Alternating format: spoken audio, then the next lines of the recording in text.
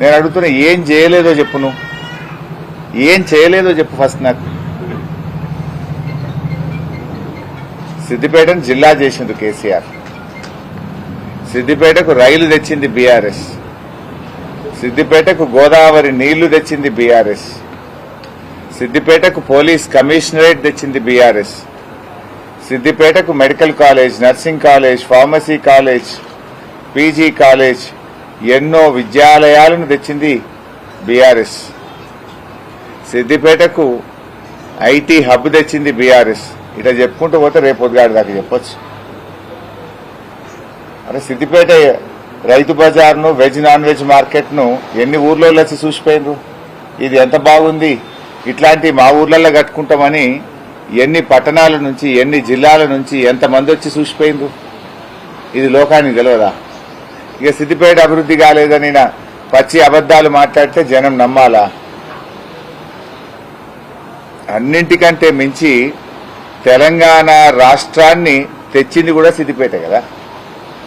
తెలంగాణ ఉద్యమానికి కేసీఆర్ బయలుదేరితే ఆశీర్వదించి ఆనాటి సీమాంధ్ర శక్తులను ఎన్ని కుట్రలు చేసినా వాటిని తిప్పికొట్టి కేసీఆర్ను అందించింది ఈ సిద్దిపేట. అక్కడి నుంచే తెలంగాణ వచ్చింది. ఇవాళ తెలంగాణ రావడానికి కారణం కేసీఆర్, తెలంగాణ రావడానికి కారణం మన సిద్దిపేట. సిద్దిపేట ప్రజల చైతన్యమే ఇవాళ తెలంగాణ పార్టీని పుట్టించింది. ఇవాళ రేవంత్ రెడ్డి ముఖ్యమంత్రి అయిందంటే కూడా అది సిద్దిపేట పుణ్యమే. సిద్దిపేట లేకుంటే తెలంగాణ ఉద్యమం లేదు, తెలంగాణ ఉద్యమమే లేకపోతే ఇవాళ తెలంగాణ రాష్ట్రమే లేదు. తెలంగాణ రాష్ట్రమే లేకుంటే రేవంత్ రెడ్డి ముఖ్యమంత్రి అయ్యేవాడే కాదు. గదే చంద్రబాబు నాయుడు అడుగులకు మడుగులు ఒత్తుకుంటా ఆంధ్రలో మోచేతి నీళ్లు దాక్కుంటా బతుకుతుండేన. ఇవాళ సిద్దిపేటకు, కేసీఆర్ కు రేవంత్ రెడ్డి రుణపడి ఉండాలి. సిద్దిపేట లేని కేసీఆర్ లేడు, కేసీఆర్ లేని సిద్దిపేట లేదు. జీవితాంతమైన రుణపడి ఉండాలి. ఆయన వల్లనే ఇవాళ తెలంగాణ వచ్చింది.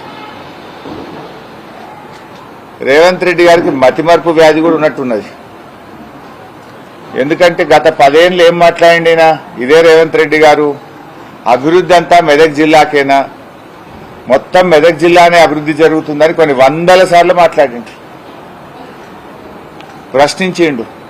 ఇప్పుడేమో అభివృద్ధి జరగలేదు అంటాడు. మరి ఏది నిజం? నిన్నటిదాకా అభివృద్ధి అంతా మెదక్ జిల్లాకే అని కొన్ని 100 సార్లు నువ్వు ప్రశ్నించింది నిజమా? ఇవాళ అభివృద్ధి జరగలేదని నిన్న ఈ చౌరస్తాలో మాట్లాడింది నిజమా? ఏది నిజం? నువ్వు మొన్నటిదాకా మాట్లాడింది మర్చిపోయినట్టు, నీ కొంత మతిమరుపు వ్యాధి ఉన్నట్టుంది. అందుకే ఇప్పుడు అభివృద్ధి జరగలేదని మళ్ళీ కొత్త పాట పాడుతున్నావు. రేవంత్ రెడ్డి గారు ఆగస్టు 15 తర్వాత సిద్దిపేటకు వస్తా అన్నాడు. నేను స్వాగతిస్తున్నా ఆయన వ్యాఖ్యలను. నేను చేసిన ఛాలెంజ్ను స్వీకరించమని అడుగుతా ఉన్నా. ఇప్పుడు మళ్లీ అడుగుతున్నా.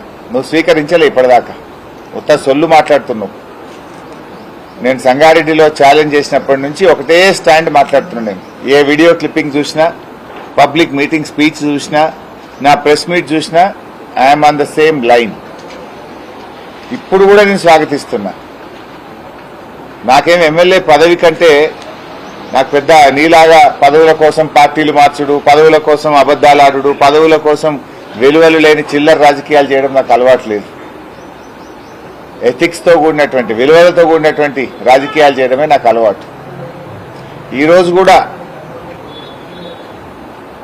నేను నా స్టాండ్ మీద నిలబెట్టా. రేవంత్ రెడ్డి వ్యాఖ్యలను స్వాగతిస్తున్నా, ఆహ్వానిస్తున్నా.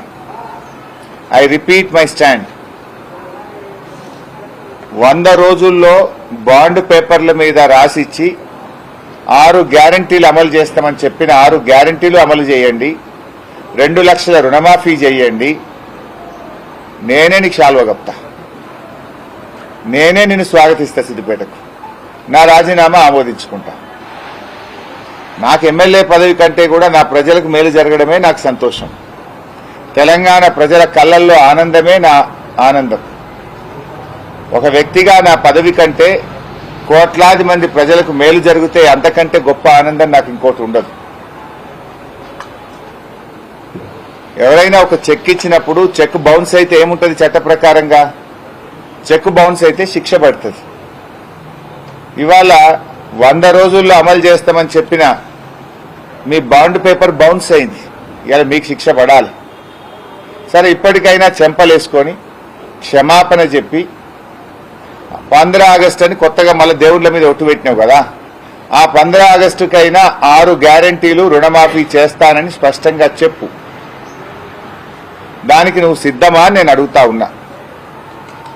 నువ్వు 6 గ్యారంటీలు అమలు చేసి రుణమాఫీని 15 ఆగస్టులోగా చేస్తే నేను స్వచ్ఛందంగా స్పీకర్ గారి దగ్గరికి వెళ్లి స్పీకర్ ఫార్మెట్ లో రాజీనామా ఇచ్చి ఆమోదించుకోవడానికి సిద్ధం.